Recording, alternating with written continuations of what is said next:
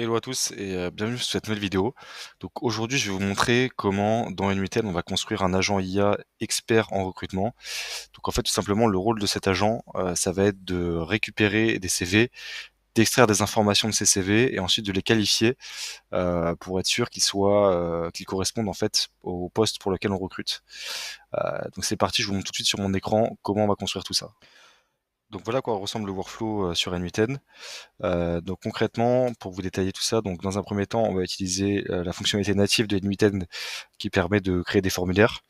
Puis une fois qu'un formulaire va être soumis, on va ensuite télécharger le CV sur Google Drive, puis extraire les données du PDF.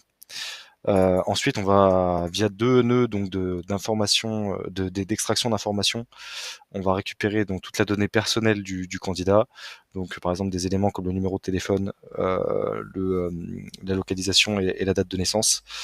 Et on va également récupérer des informations comme son expérience, son cursus scolaire et ses compétences.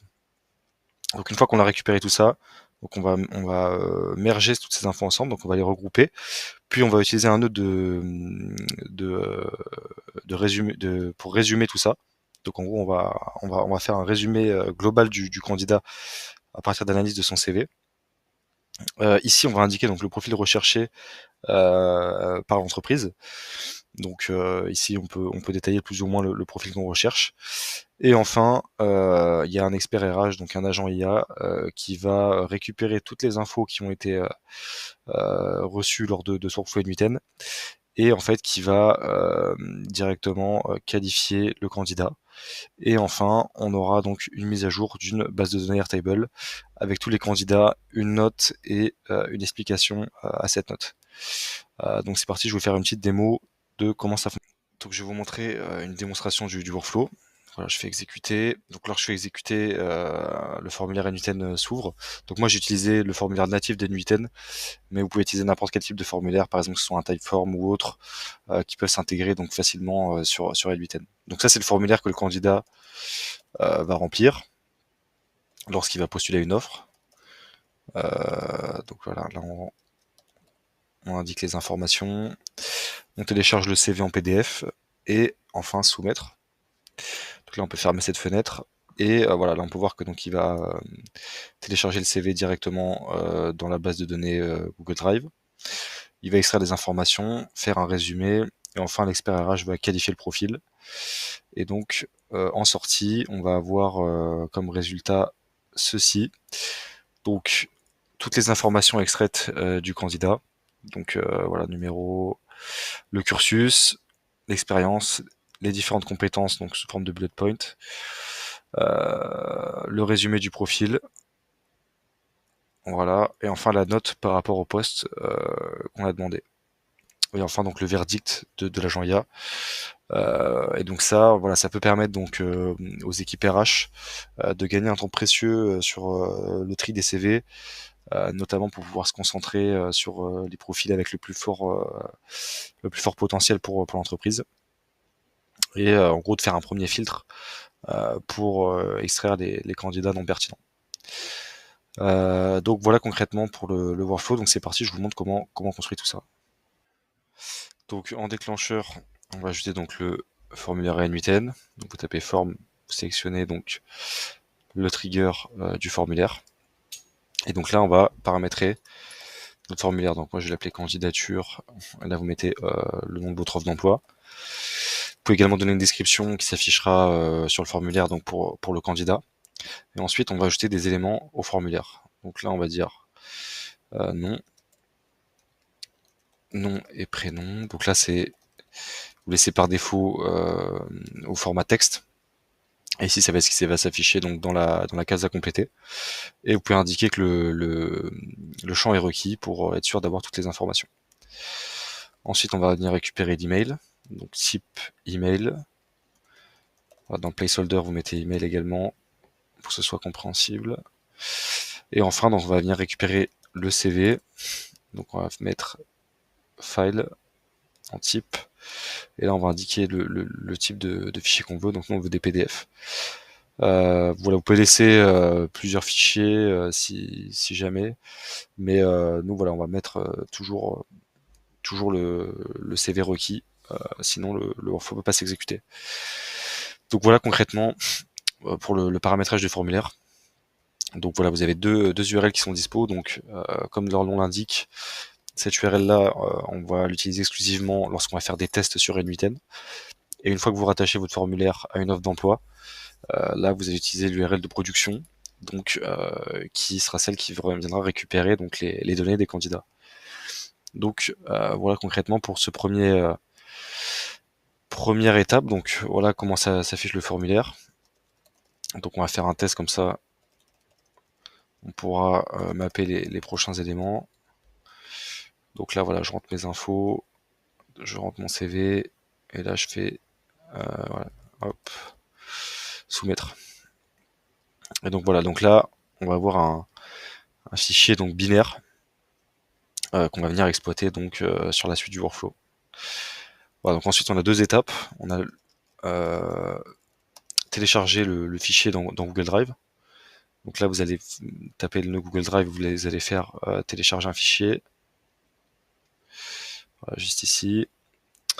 Et ensuite donc là vous laissez par défaut, juste ce qu'il faudra changer c'est le nom du fichier binaire, donc nous on l'a appelé CV. Donc ici vous renseignez bien CV. Au niveau du nom du fichier, donc moi comme nomenclature, je vais indiquer ceci, donc CV, donc avec une expression qui permet de saisir la date, donc now.format entre parenthèses d, donc ça permet d'avoir une date voilà, sous le format européen qu'on connaît classique. Et ensuite je vais venir drag and drop le nom du fichier, donc bon, là c'est mal fait parce que normalement généralement le candidat met son nom et son prénom, mais en gros voilà, ça me permettra d'avoir une nomenclature claire dans le Google Drive. Et ensuite bah voilà, vous vous laissez par défaut et vous sélectionnez donc le dossier où vous voulez donc stocker tous les CV. Et comme ça voilà, vous pourrez mettre à jour votre base de données de CV dans Google Drive.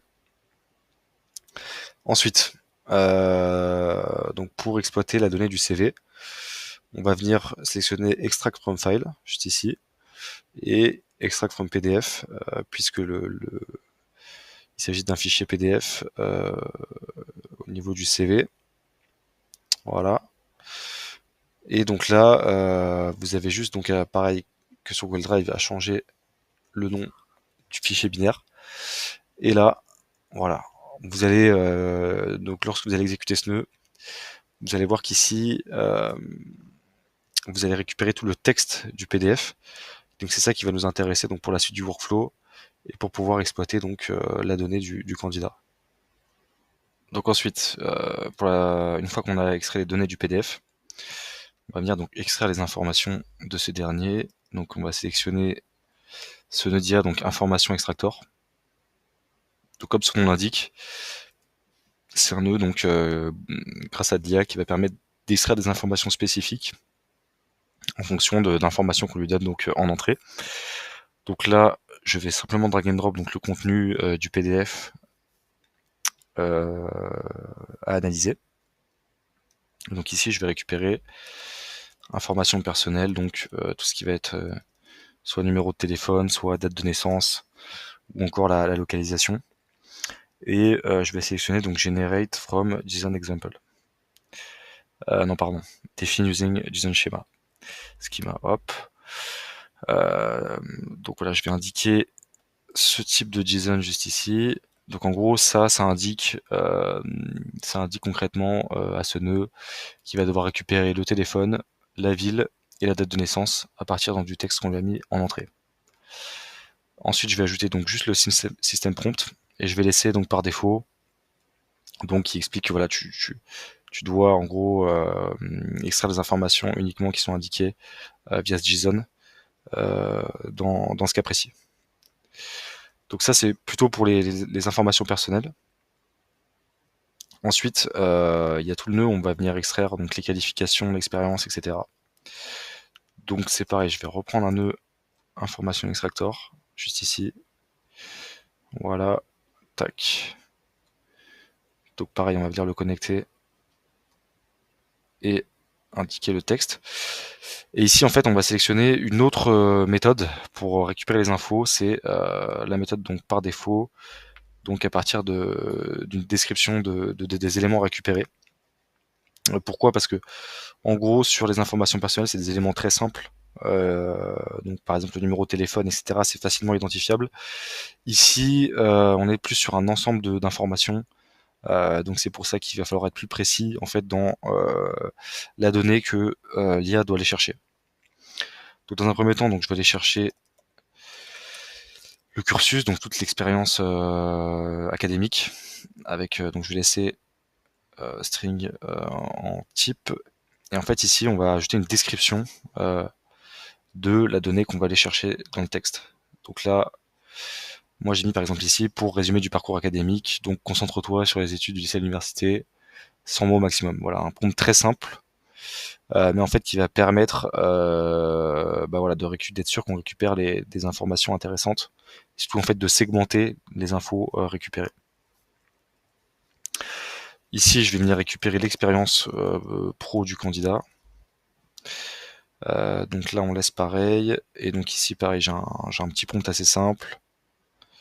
Voilà, qui va venir récupérer le résumé du parcours professionnel. Et enfin, on va venir récupérer donc les différentes compétences, donc qui sont généralement indiquées sur un CV. Voilà. Hop. Donc idem avec un prompt qui explique vraiment qu'est-ce qu'on doit extraire au niveau des compétences. Donc là, si je vous donne un exemple, extraire les compétences techniques du candidat, quel logiciel, outil, framework maîtrise-t-il, et présenter tout ça sous forme de liste à puces. Voilà, et on va mettre requis également pour cette partie-là. Donc voilà, une fois que vous avez ça, donc vous devez relier bien sûr ces nœuds à un modèle 4.1 mini. Ouais, on va laisser sur ce modèle-là. Voilà. Et donc là, on va pouvoir tester ces deux nœuds et voir en gros ce qu'on a en sortie. Alors ouais, on va le faire un par un. Donc voilà, donc là on peut voir que il a résumé tout le cursus du candidat, son expérience professionnelle, et enfin il a réussi à extraire les différentes compétences qui sont indiquées sur le CV. Si je regarde des infos personnelles, ici pareil, donc il a trouvé le téléphone et la ville et la localisation. Pas de date de naissance, logique, puisque je ne l'ai pas indiqué donc sur mon ancien CV. Voilà, ensuite on va venir merge ces infos, donc combiner, et là toutes les combinaisons possibles. Donc ce qui fait que voilà, on va avoir plusieurs entrées, et en exécutant, voilà, on va avoir donc toutes nos infos qui sont merge pour préparer la suite du workflow. Ensuite, je vais venir ajouter donc un nœud qui va venir résumer toutes les informations qu'on a écrit, qu'on a récupérées, pardon. Donc ça va être celui-ci, summarization chain. Hop, vous connectez. Et en fait, lui, comment il se paramètre assez simplement, en fait, vous allez laisser les caractères par défaut. Et ici, vous allez mettre donc dans cette section, vous allez indiquer donc summarization method et prompt stuff. Et ensuite, vous allez indiquer donc le prompt que vous souhaitez utiliser donc pour faire le résumé. Donc en l'occurrence, j'ai déjà fait. Donc tac. Ouais, donc là en l'occurrence date de naissance, je vais l'enlever puisque on l'a pas récupéré. Donc en gros voilà, ça indique qu'il va prendre les différents éléments pour en rédiger un résumé. Et donc voilà, si je fais exécuter, voilà, donc là on a un résumé global du candidat grâce en fait à toutes les informations de son CV qu'on a récupéré au préalable. Ensuite, après cette étape, donc on va indiquer un nœud 7 où en fait on va venir mettre poste recherché. Et ici, en gros, on va venir mettre les indications du candidat qu'on cherche pour ce poste. Donc là, je vais reprendre ce que j'ai mis dans mon exemple précédent. Tac, juste ici. Donc en valeur, j'ai mis nous sommes une agence de prospection commerciale, nous cherchons des candidats dans la zone de Paris ou de Marseille. Le candidat doit avoir des compétences en vente et ou marketing digital. Et nous cherchons un profil junior pour ce poste, pas plus de 3 ans d'expérience. Voilà, donc ça va permettre en fait d'avoir une base sur le candidat recherché. Donc là, c'est une explication assez simple, mais si vraiment on veut pousser dans le détail, le mieux, c'est de copier-coller la fiche de poste dans cette section. Comme ça, on est sûr que le résultat qu'on aura sera pertinent et que ça sera le plus précis possible. Voilà. Et enfin, on va avoir donc notre agent IA qu'on va mettre donc en bout de chaîne. Prenez le nœud classique agent IA, définir juste ici. Hop, je vais juste exécuter avant. Voilà, le précédent nœud. Et en gros, on va lui indiquer ces éléments. Donc dans le user message, on va indiquer donc résumé du profil du candidat en prenant donc le résultat de la summarization chain. Et ensuite le profil recherché, on va indiquer juste là le poste qu'on recherche. Ensuite, on va ajouter un system message, donc qui va être vraiment la mission que l'agent, vraiment la tâche en fait précise que l'agent doit faire. Et donc moi j'ai mis un système message assez simple pour cet exemple, mais en gros expert RH attribue une note de 1 à 10 si le candidat correspond aux attentes et ajoute un champ considération dans lequel tu expliques ton choix. Voilà, très simple. Bien sûr, on peut le pousser beaucoup plus pour avoir beaucoup plus de précision dans le traitement des candidats. Voilà, mais là c'est à titre d'exemple, donc je vous montre assez rapidement ce qu'on peut faire dans ce cas de figure. Voilà. Et ensuite, donc sur cet agent, on va sélectionner requiert un format de sortie spécifique. Donc ça va rajouter une branche là. Et ici, on va ajouter donc résultat structuré. Et on va venir sélectionner donc le JSON que j'avais mis au préalable. Donc vous allez sélectionner define using JSON schema. Et vous allez copier-coller ce JSON. Donc en gros, tout simplement, ça va l'obliger à sortir, à mettre en sortie donc son vote entre guillemets, donc plutôt sa note d'ailleurs. Et la considération, donc pourquoi il a attribué cette note. Donc si je vous montre en l'exécutant, voilà. En fait, voilà, ça va nous permettre de mapper le fait d'avoir une réponse structurée, ça pourra nous permettre de mapper les champs dans notre base de données. Et donc là, voilà, il dit que il m'attribue une note de 9, donc ce qui est bien puisque moi j'ai de l'expérience en prospection et en marketing digital, donc je corresponds au poste recherché. Et donc il donne toute son explication. Donc ça, voilà, ça peut être une grande aide pour le recruteur et lui faire gagner quand même un peu de temps, enfin beaucoup de temps d'ailleurs, si le volume de candidature est assez important. Et donc enfin, on va venir ajouter notre base de données Airtable. On va créer donc create a record juste ici. Vous sélectionnez donc votre base de données de candidats. Donc moi c'est qualification RH. Vous sélectionnez la table concernée. Et ensuite donc moi